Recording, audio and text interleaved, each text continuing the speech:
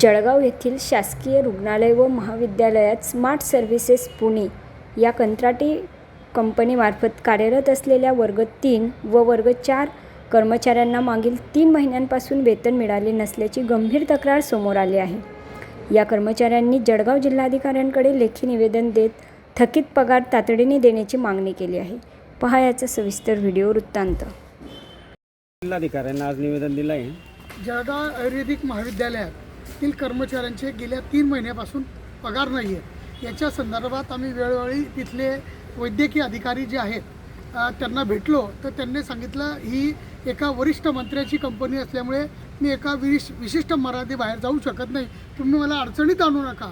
आम्ही 1-2 वेळा भेटल्यावर मग आम्ही RDC मॅडम आहेत चव्हाण मॅडम त्यांना भेटलो, त्यांना बैठक लावायला सांगितली, पण त्यांनी तरीही बैठक लावली नाही।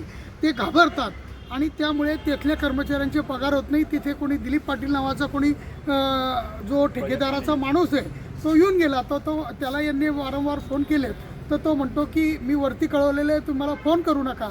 आता जो 10,000 रुपये पगार कमवतो तो माणूस 3 महिने जर पगार नसेल तर घर कसं चालवेल, ही परिस्थिती निर्माण झालेली आहे। म्हणून आम्ही शेवटचा पर्याय म्हणून आज जिल्हाधिकारी महोदयांना भेटलो।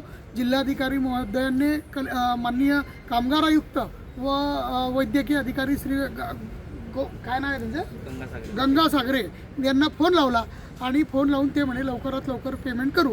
जर त्यांनी हे लवकरात लवकर पेमेंट नाही केलं तर पुढील पद्धत ही शिवसेनेच्या पद्धतीची असेल आणि त्या अधिकाऱ्यांना पण सबक शिकवली जाईल आणि कंपनीचा ठेका रद्द करण्यासाठी आम्ही स्वतः पाठपुरावा करू। नेमकी कंपनी कोणती आहे आणि या कर्मचाऱ्यांना वारंवार आंदोलनही केलेले पगारसाठी, पण अद्यापही त्यांचे अजून मागण्या ह्या व्यवस्थित पूर्ण झालेल्या नाही आहेत, तर आणखी काय?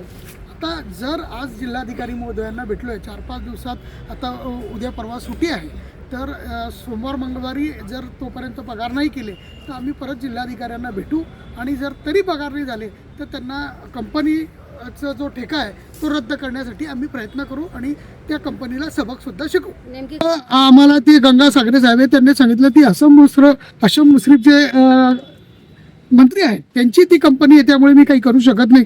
जर एखादी मंत्रीच अशा देशातल्या तरुणांना वाऱ्यावर सोडून देत असेल तर ही अत्यंत लाजिरवाणी गोष्ट आहे। त्या मंत्र्यांना सुद्धा कुठेतरी जनामनाची वाटली पाहिजे की आपण 10,000 रुपये पगार करणाऱ्या लोकांना असं वाऱ्यावर कसं सोडतो।